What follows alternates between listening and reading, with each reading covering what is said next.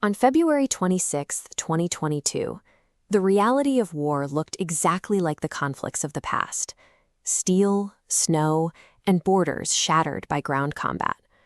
As Russian forces mobilized, the immediate human stakes were bound to the physical map, with millions trapped inside the capital city of Kyiv under the threat of siege. But hundreds of miles away from those front lines, a different kind of strike hit Moscow. The heavily guarded physical infrastructure of Russian state television networks suddenly dropped their standard broadcast. The decentralized hacktivist collective Anonymous claimed responsibility, launching a precision strike from the shadows. This is cyber war, a digital assault or a coordinated series of strikes designed to breach and disrupt a country's essential civilian and government systems. While we often use the internet for watching videos or processing financial transactions, it has also become a vulnerable, interconnected battle space. By bypassing geographic borders, these digital strikes can shift the momentum of a traditional conflict, putting any internet-connected entity in the crossfire. The state TV takeover had a specific strategic intent.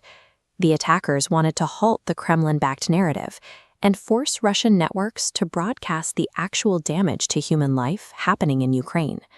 Hackers use a denial of service, or DOS, attack. They flood a central server with a massive barrage of bogus data requests.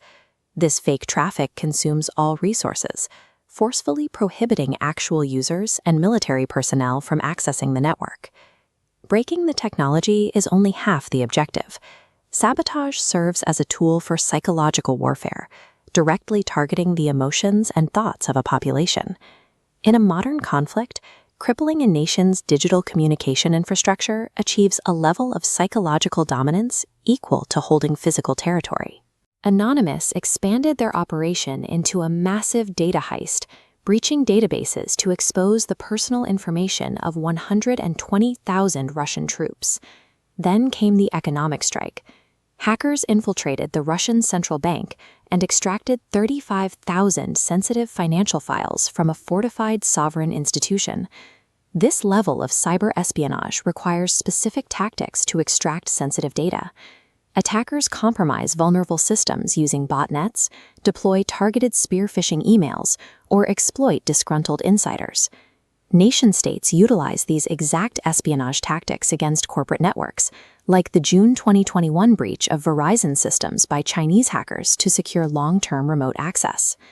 Moving an entire army requires massive logistical friction, but a cyberstrike requires no transport or supply lines and can be organized and launched globally.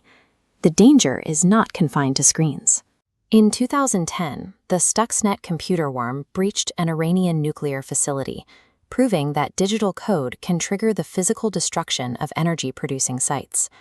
Because the mechanics of these digital assaults are often difficult to trace, applying international rules or sanctions is nearly impossible.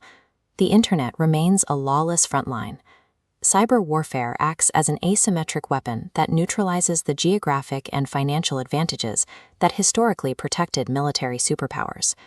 Because government agencies share the same interconnected infrastructure as the public, civilian networks often become the primary targets for exploitation.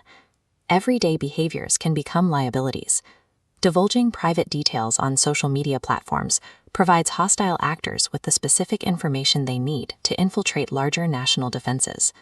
Survival during a digital conflict requires immediate behavioral changes. That means strictly limiting online communication to a need-to-know basis and rigorously fact-checking information to neutralize propaganda. Technical protocols also serve as a critical defense, running routine antivirus scans, updating operating systems, and isolating important devices on separate, segregated networks. While massive firewalls protect state assets, individual security measures serve as the final layer of defense. A nation's overall security is bolstered when each citizen maintains the discipline to secure their own piece of the network.